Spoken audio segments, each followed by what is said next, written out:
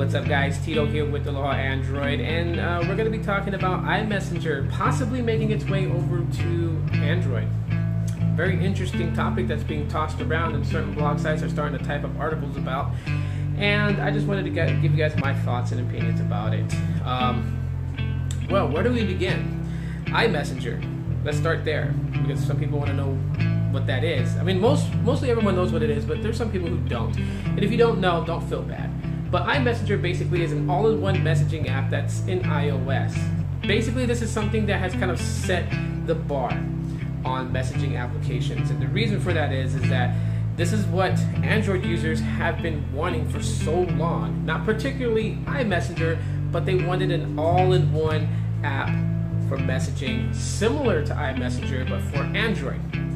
Now, Hangouts was supposed to be that. However, for some reason, developers fell on the wayside of Hangouts. And now Google Allo is the competitor to iMessenger, but it's not an all-in-one. And yeah, so iMessenger pretty much really set the bar high when it comes to all-in-one, and not just all-in-one messengers, but messengers in general. And so why do I feel like it's a bad thing that iMessenger comes to Android? Well, let me just tell you guys off the bat, I'm not fanboying here, okay? So it's not a fanboy thing, but just kind of think about it from a business point of view. If iMessenger made its way to Android, this would be Apple's way of getting a good amount of people to jump back onto the iPhone. Why would you say that? Well, let's look at it like this. So iMessenger makes its way to Android. I seriously doubt Apple is going to give all the full features and functions of iMessenger on Android that iOS has. Why wouldn't they do that? Because it's kind of like a tease. The way I see them doing it is that you would get at least 50% of functionality out of iMessenger, and probably as high as to 70%. But you wouldn't get the same full richness that iMessenger has on its home platform, iOS.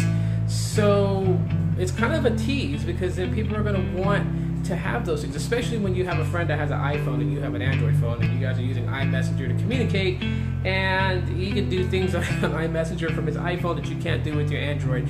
Yeah, you're seriously going to consider jumping over to iOS. Little known fact that iMessenger is one of the biggest reasons why iPhone users have not switched to Android.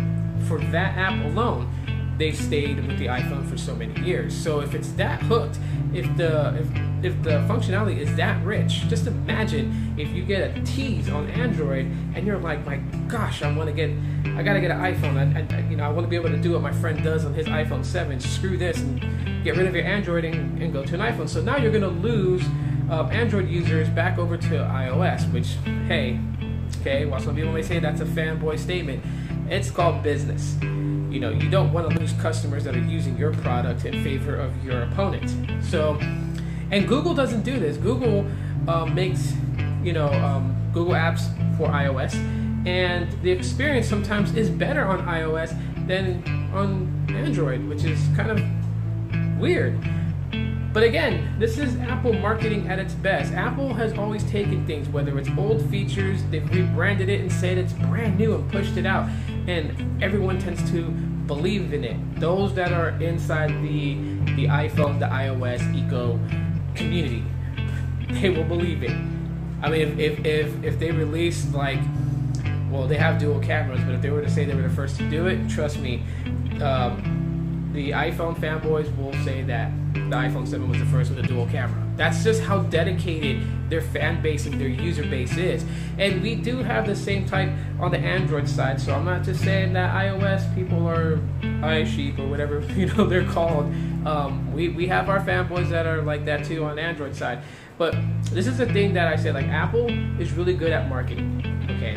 And they know not to do the same things that Google is doing right now. So this, they will not give us, a native app from iOS, allow it onto Android, and give it the same functionality and same richness in just user experience. Not happening, okay? So, yeah, that's why it's such a bad thing. Would it be cool to have it on there? Sure. I'd have no problem with it if Google would get off their butts and make Allo as rich as iMessenger is. Like, bring in the core features next, except for Duo. Don't bind Duo into Allo. Keep them separated. I like them, and that's just my opinion. So most people may disagree, but that's just my opinion. I think keep them separated.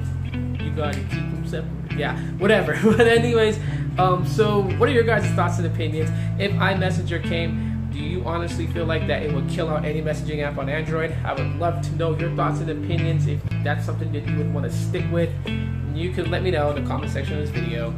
And no one will be persecuted for their thoughts, because that's what we're all about here, sharing thoughts and opinions. So I gave you guys mine. I'd like to read yours. Smash the like button if you guys enjoyed this vlog. Subscribe to my channel if this is your first time viewing one of my videos. And yeah, check me out in the next one, guys. Bye.